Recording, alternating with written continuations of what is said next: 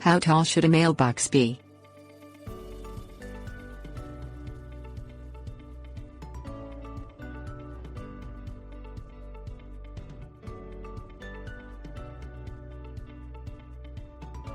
USPS regulation height.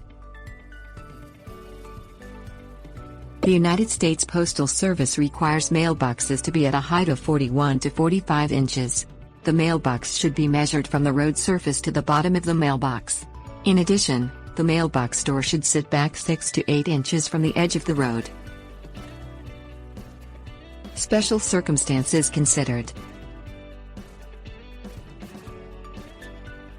Special circumstances may apply if your road or curb prevents you from meeting the requirements set forth by the USPS.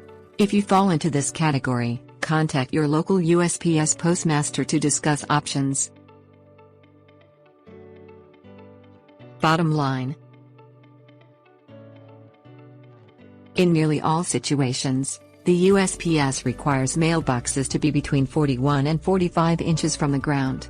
If your road or curb does not permit this, contact your local postmaster.